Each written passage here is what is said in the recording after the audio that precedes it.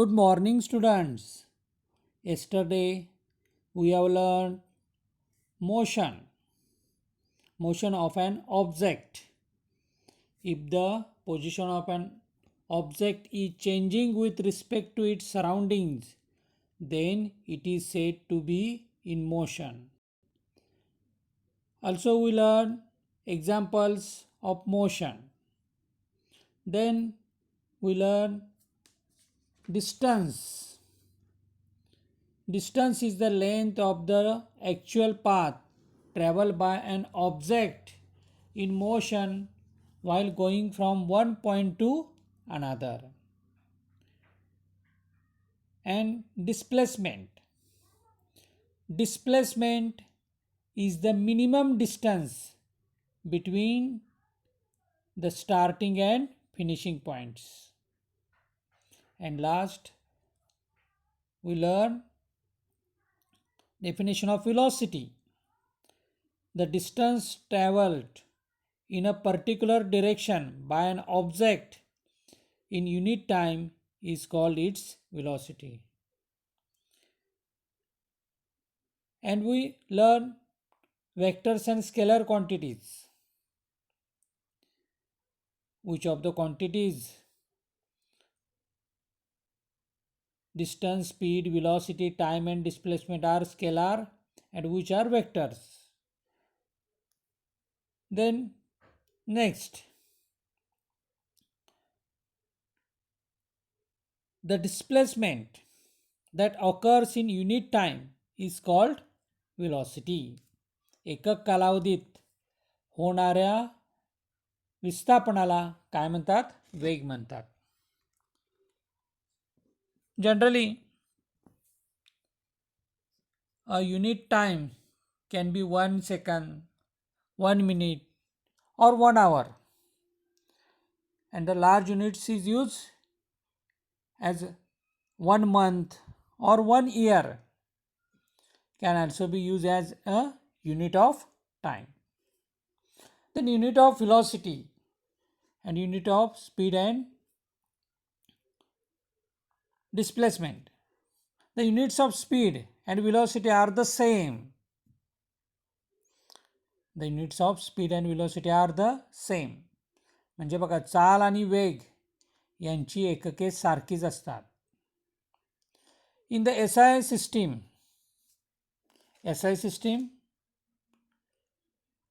SI means International System of Units. International System of Units or MKS unit. MKS long form काय येईल? SI चा सांगितला, international system of units. MKS mass kilogram second. MKS unit is meter per second. And CGS system, while in the CGS system, CGS MKS पेक्षा कमी unit जे use करतो ते मीटरच्या ऐवजी काय येणार? सेंटीमीटर कमी. Centimetre gram second. Centimetre gram second system म्हणजे त्याच्यामध्ये काय येणार? It is centimetre per second. And speed is related to distance. Speed is related to distance while velocity is related to the displacement. चाल अंतराशी संबंधित आहे तर वेग विस्थापनाशी संबंधित आहे. चाल अंतराशी काय संबंधित आहे बघा आणि वेग विस्थापनाशी. म्हणजे वेगाला दिशा आली, चालीला दिशा येत नाहीये. If the motion is along a straight line, the values of speed and velocity are the same. Otherwise they can be different. जर गती सरळ रेषेत असेल तर चाल आणि वेग यांचे मूल्य सारखंच येणार. पण जर दिशा बदलली अन्यथा ते कसे काय होणार? वेगवेगळे होणार. वेगवेगळे असू शकतात. Velocity is the displacement. Velocity is the displacement that occurs in unit time. आता याच्याशी संबंधित related this concept we learned example in a previous lecture. On page 1 we learn example of Sheetal, Sangeeta and Prashant.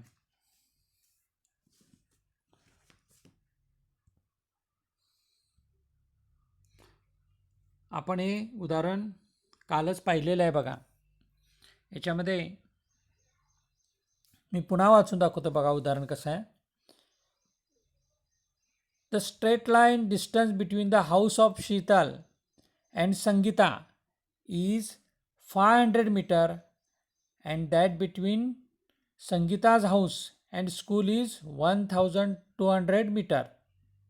Also the straight line distance between Sheetal's house and school is 1300 meter. Suppose Sheetal takes 5 minutes to reach Sangeeta's house and then 24 minutes to reach school from there. Then म्हणजे कालच्या उदाहरणातले अंतर तुम्हाला माहिती आहेत. त्याच्या पुढचं सांगतो आता मी. समजा शीतलला संगीताकडे जाण्यास 5 मिनिटे लागली व तेथून शाळेत जाण्यास 24 मिनिटे लागली, तर त्यावरून आपणाला शीतलची चाल काढायची. त्यानंतर शीतलची सरासरी चाल आणि सरासरी वेग या दोन्ही किमती आपण आता काढूया. बघा, Shital speed along path A. 8वा उदाहरण ते बघा, किंवा ऑन पेज 1 त्याच्यामध्ये दिलेलं आहे बघा. Distance upon time. स्पीड कसं काढतो आपण? Distance upon time. So 500 metre divided by 5 minutes equal to 100 metre per minute.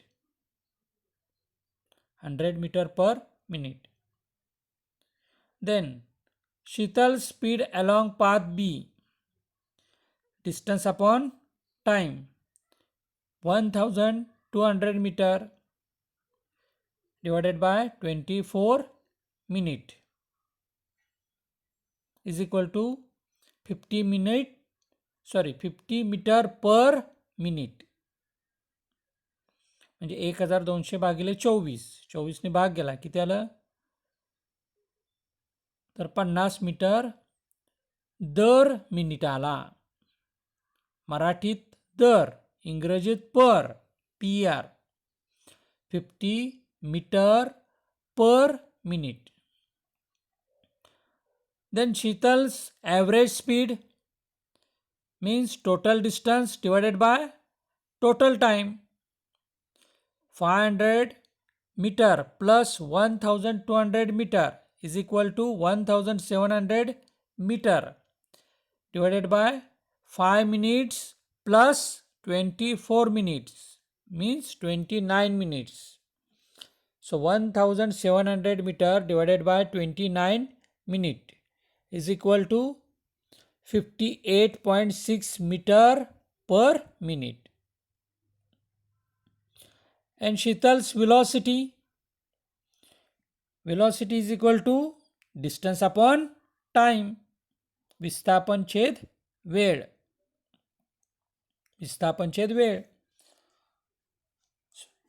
So displacement 1300 meter divided by 29 minute.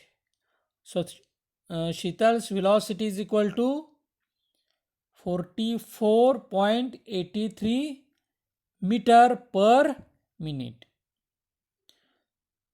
So we find speed and velocity of Sheetal's in this example. म्हणजे आपण इथं चाल आणि वेग हा शीतलचा किती आहे या उदाहरणामध्ये याच्या किमती आपण काढलेल्या आहेत. समजलं? Then another example. This example is effect of speed and direction on velocity. म्हणजे या उदाहरणामध्ये चाल व दिशा यांचा वेगावर होणारा परिणाम आपणाला दिलेला आहे.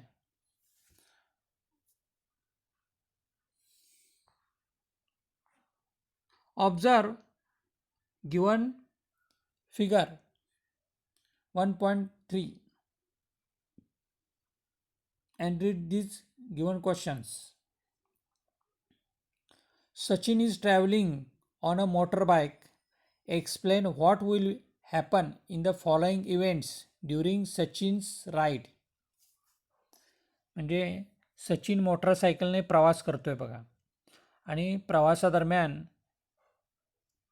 त्याला खालील प्रसंगी काय घडेल ते सांगायचं आहे. So first point, what will be the effect on the velocity of the motorcycle if its speed increases or decreases but its direction remain unchanged. म्हणजे सचिननं मोटरसायकलनं प्रवास करत असताना मोटरसायकल प्रवासाची दिशा न बदलता मोटरसायकलची चाल वाढवल्यास किंवा कमी केली त्यांनी तर वेगावर कोणता परिणाम होईल, हा पहिला प्रश्न आहे. बघा काय सांगता येईल, मग जरा विचार करा.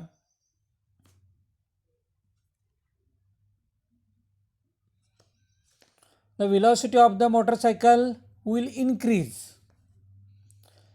if its speed increases. वेग वाढवला की चाल सुद्धा काय होणार आहे, वाढणार आहे. And it will decreases if it speed decreases. नाहीतर काय होणार आहे, जर कमी केला तर त्याची चाल पण कमी होणार आहे. वेग वाढवला की चाल वाढली, speed increases, and it will decreases if it speed decreases. तर त्याची चाल काय होणार आहे, कमी होणार आहे. लक्षात येते. Then second point, in case of a turning on the road, will the velocity and speed be same? बघा सचिन प्रवास करत असताना रस्त्यामध्ये एखादे वळण आलं, टर्न आला, काय करणार, वळण आल्यास चाल व वेग सारखाच असेल का? And if Sachin changes the direction of the motorcycle, keeping its speed constant, what will be the effect on the velocity? आणि सचिननं समजा मोटरसायकलची चाल तशीच ठेवली, स्थिर ठेवली, चाल स्थिर ठेवल्याने दिशा बदलल्यास वेगावरती कोणता परिणाम होईल, काय सांगता येईल बघा. टर्न आल्यावर आपण काय करतो, वेग कमी करतो. जनरली आपण सायकल चालवताना काय करतो, आपण वेग कमी करतो. जर वेग वाढवला तर काय होईल, तर काय होणार, it may be result in an accident, because if the speed is very high, so but not in magnitude change काय होणार नाही आहे. त्यामुळे काय होणार आहे, it may result in an accident. त्यामुळे अपघात होण्याची शक्यता आहे. आपल्याला काय सांगता येईल बघा, in this case, in case of a turning on the road, the velocity will certainly have to be change and usually also the speed. म्हणजे वेगामध्ये बदल होणार आहे आणि त्यामुळे चालीमध्ये सुद्धा बदल होणार आहे. आणि जर बदल केला नाही तर काय होईल, तर ॲक्सिडेंट होईल, अपघात होण्याची शक्यता आहे. If the speed is kept constant and the direction of the motion of the motorcycle is changed, the velocity will change in direction but not in magnitude. And if the speed is very high, it may result in an accident. Then third point, if on a turning Sachin changes the direction as well as the speed of the motorcycle, what will be the effect on its velocity? वळण रस्त्यावर motorcycle चालवत असताना सचिननं काय केलं, मोटरसायकलची चाल व दिशा दोन्ही जर बदलल्यास वेगावर कोणता परिणाम होईल, बघा, if both the speed and direction of motion of the motorcycle are changed, the velocity will change in direction as well as in magnitude. म्हणजे व्हेलॉसिटी पण चेंज होणार आणि परिमाण पण त्याचं बदलणार. अशा पद्धतीने उदाहरण आपल्याला सांगता येतं. देन ऑलवेज रिमेंबर, हे नेहमी लक्षात ठेवा. बघा, जनरल नॉलेजसाठी पण चांगलं आहे आणि आपल्याला याची माहिती पाहिजे. The first scientist to measure speed as the distance per time was Galileo. चालीचं मापन अंतर दर काल याप्रमाणे सर्वप्रथम कुणी मोजलं सांगा? गॅलिलिओ या शास्त्रज्ञानं. The speed of sound in dry air is 343.2 metre per second, while the speed of light is about 3 × 10⁸ metre per second. हवेतील ध्वनीची चाल आपण जे बोलतो ना जनरली, ते बोलण्याचा जो हवेतील ध्वनीचा जो वेग आहे तो 343.2 मीटर दर सेकंद आहे. आणि प्रकाशाची चाल किती आहे बघा, प्रकाश किती अंतर जाऊ शकतो तर 3 × 10⁸ मीटर दर सेकंद एवढा आहे. म्हणून प्रकाशाचा वेग हा जास्त आहे ध्वनीच्या वेगापेक्षा. म्हणून आपल्याला माहीत आहे वेन लायटनिंग ऑकर, लायटनिंग विजा कडाडतात माहिती आहे ना पावसाळ्यात, त्यावेळी आपणाला आवाज ऐकू येतो आधी का प्रकाश दिसतो? प्रकाश दिसतो, बरोबर आहे. कारण का प्रकाशाचा वेग हा ध्वनीच्या वेगापेक्षा जास्त आहे, त्यामुळे प्रकाश आधी आपणाला पाहायला मिळतो आणि नंतर ध्वनी ऐकायला येतो. म्हणजे ढगांचा गडगडाट, विजांचा कडकडाट ऐकायला येतो ना, तर त्यामुळं म्हणजे प्रकाशाचा वेग हा जास्त आहे ध्वनीच्या वेगापेक्षा. आणखीन एक दिलेली माहिती बघा, the speed of revolution of the earth around the sun is about 29,770 metre per second. पृथ्वीची सूर्याभोवती भ्रमण करण्याची चाल 29,770 मीटर दर सेकंद आहे. Always remember. The next, another example for uniform and non-uniform linear motion. Uniform एक रेषीय एक समान, and non-uniform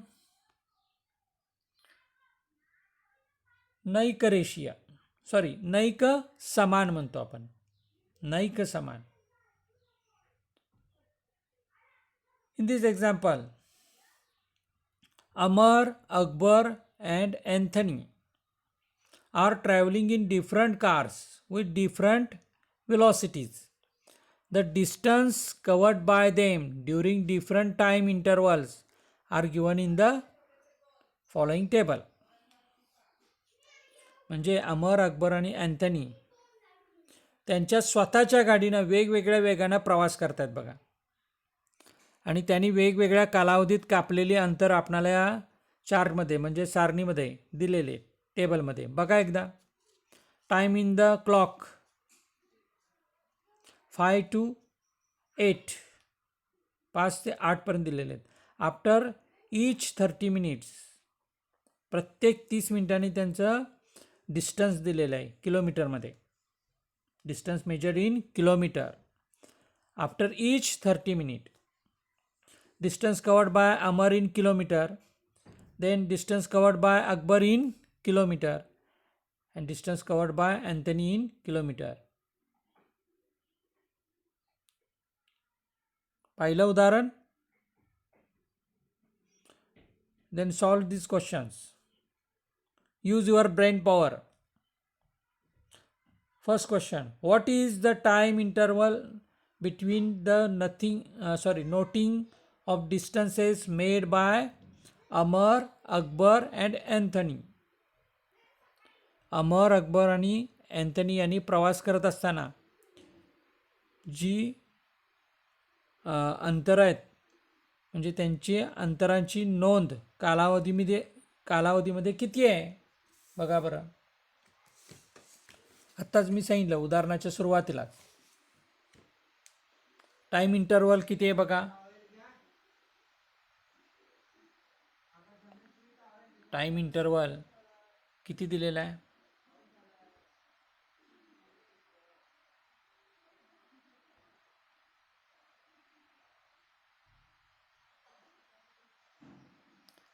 सांगा.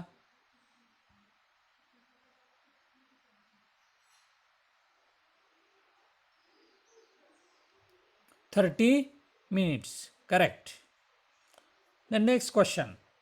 Who has covered equal distance in equal time interval? ठराविक कालावधीत सारखेच अंतर कोणी पार केले आहे बघा. Amar and Anthony. Correct. Amar and Anthony. Amar moves with a uniform speed of 40 kilometre per hour. दर तासाला तो 40 किलोमीटर जातोय अमर. 30 मिनिटामध्ये किती 20 किलोमीटर. 60 मिनिट म्हणजे 1 तास. 1 तासामध्ये किती जातोय 40 किलोमीटर. आणि Anthony moves with a uniform speed of 28 kilometre per आवर. म्हणजे दर तासाला 28 किलोमीटर आणि दर 30 मिनिटाला किती जातोय तो 14 किलोमीटर. लक्षात आलं. Then third question. Are all the distances covered by Akbar in the fixed time intervals the same. बघा प्रश्न काय.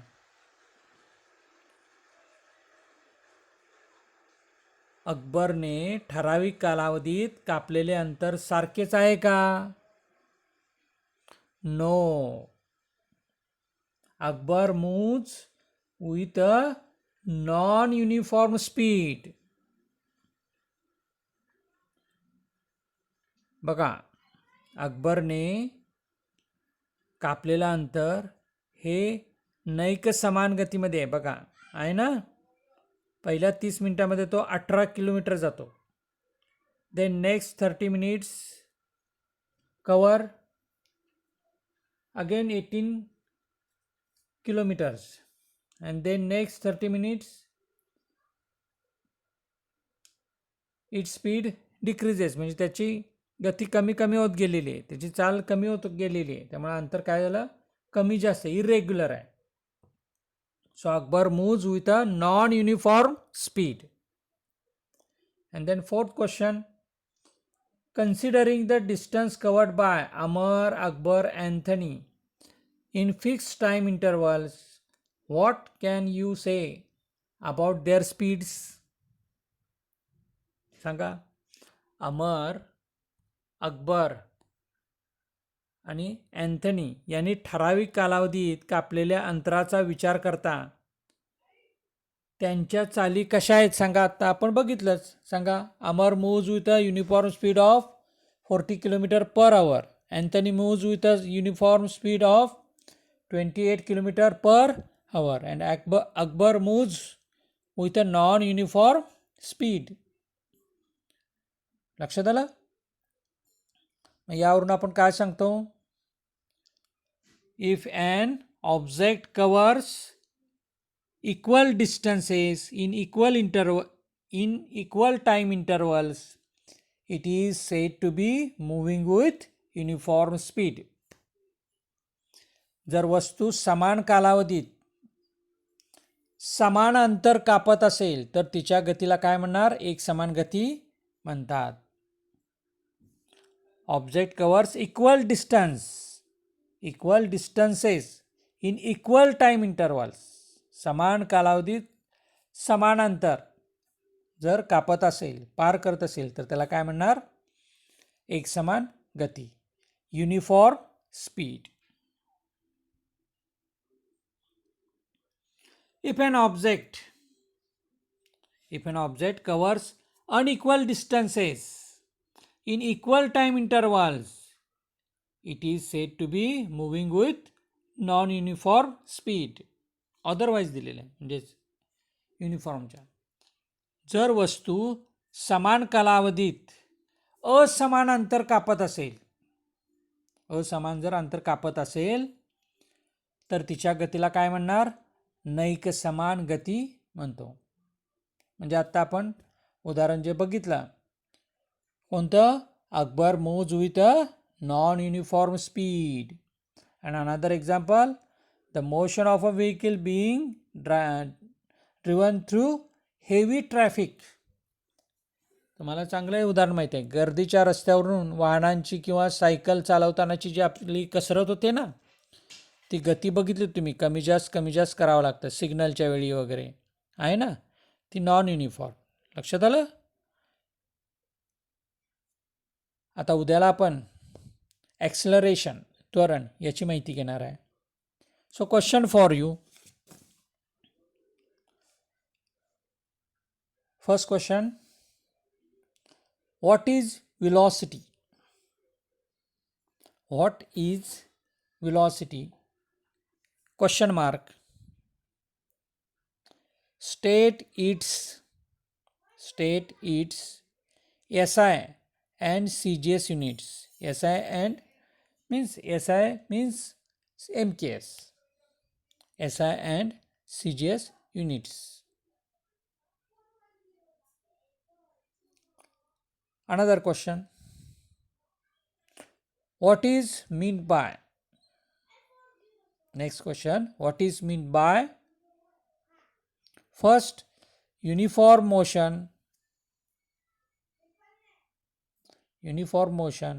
Second, non-uniform motion. What is meant by? First, uniform motion. Second, non-uniform motion. Question mark. Give one example. Give one example in each case. In each case. Uniform मोशनचं एक उदाहरण द्यायचं आहे आणि non uniform मोशनचं पण उदाहरण द्यायचं आहे. आधी त्याची व्याख्या द्या, थोडीशी माहिती द्या आणि उदाहरण द्या. स्वाध्याय सोडवायचं आहे. थँक्यू.